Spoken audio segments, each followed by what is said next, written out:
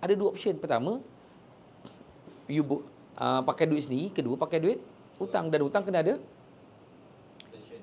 protection. Tapi pakai duit sendiri pun kena protection. Sebab apa? Sebab dia bukan tu seleput simpan duit.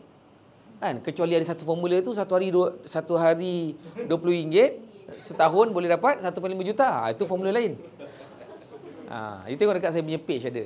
You search saya punya Abdul Aziz Riyadi. Sama belajar sebab tak ada biji. Macam mana tu? Kan? Memang saya pun terkejut formula tu. Okey? Faham maksud saya? Sekarang ni, idea kita adalah untuk kita sebar luaskan ilmu ni. Cuma bila kita cerita pasal kewangan, kalau cerita pasal takaful ni, orang dia tak welcome sangat. So, saya bagi idea untuk you buka cerita supaya dia nak dengar. Kan? Bila nak dengar, maksudnya botol tu dah terbuka, senanglah you nak isi. Okey. So, fahamkan isu ni dulu. Ni dia punya, kita panggil bigger picture. Education adalah part of the risk. Apa risiko dia? Risiko dia, kalau katakanlah anak tu boleh belajar, tapi duit tak ada. Dulu dalam sales kit ada satu table. Ada satu table. Dah tak ada dah. Sebab ramai orang salah faham dan ramai orang tak kerti nak guna. Dia ada 3 family. A, B, C. Kan 3 family. Ke 4 ah? 4. Okey. Ada satu lagi D. Okey. Family pertama, kan? Anak pertama ni dia ada duit dan dia boleh belajar. Okey tak? Okey. Nak belajar. Tak sanggup belajar. Dia boleh belajar.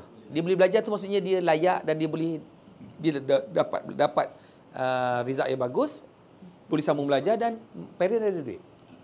Kedua, parent dia ada duit tapi anak dia tak pandai. Faham tak? Okey tak?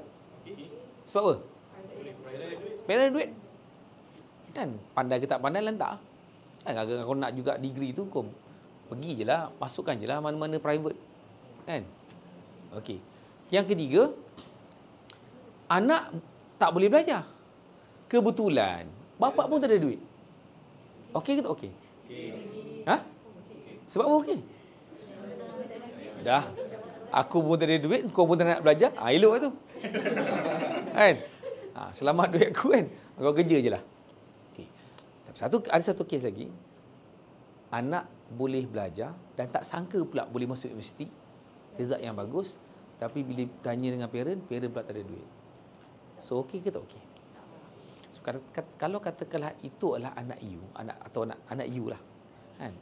Apa perasaan you masa tu? Bila anak you bagi surat tawaran masuk universiti dan perlukan duit sekian-sekian.